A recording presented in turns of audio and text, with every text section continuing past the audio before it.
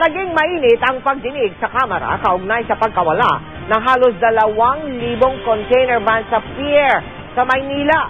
Umabot daw sa bilyong piso ang lugi ng gobyerno dahil umano sa kapabayaan ng Bureau of Customs. Nakatutok si Jamie Santos. Umpisa pa lang ng pagdinig, sinabunan ni Valenzuela Representative Magtanggol Gunigundo si Customs Commissioner Angelito Alvarez kaugnay sa nawawalang mga container van na ikinalugi raw ng bilyones ng gobyerno sa duties and taxes. You should know better because you're the head of the Bureau of Customs. But do not expect me to know everything, Your Honor. I am not as good as some of the bright people here. Dagdag pa ni Gunigundo, di sapat ang ginawang hakbang ng customs para mabawi ang mga container van. 1,910 container van ang nawala sa Port of Manila na nakapangalan sa Sea Eagle Trading, Moncilian Enterprise at LCN Trading. Ani ni Gunigundo, di raw mabilis ang aksyon ng mga taga-customs kaya naitakas na ang mga ito. Inimbitahan ng 3 consignee ng halos 2,000 van pero di sila dumating. Taghain na ng motion si Cavite Representative Crispin Remulla na isabpi ng 3 consignee para dumalo sa mga susunod na pagdinig. Patuloy na sinisikap ngayon ng GMA News na matunton ng 3 consignees. Committee issues a subpoena to all these trucking companies involved in the delivery of these containers.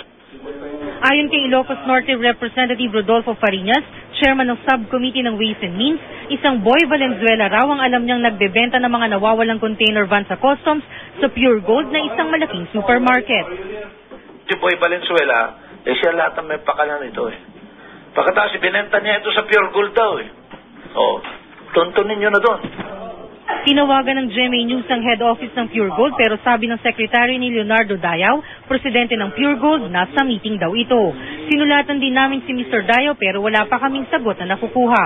Bukod sa mga nasabing container van, may nawawala pa raw na mahigit 1,000 container van sa Manila International Container Port o MICP sa Port of Manila.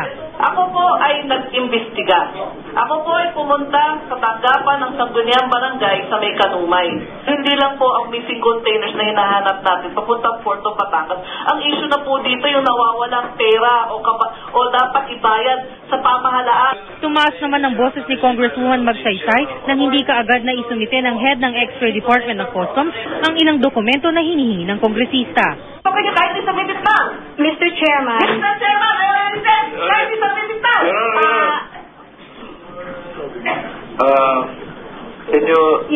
I am going to submit, Your Honor. Tiniyak naman ni Alvarez sa komite na iniimbestigahan na raw nila ang pagkawala ng mga container van. Charges should really be charged against the erring employees of the Bureau of Customs. Jamie Santos, Nakatutok, 24 Oras.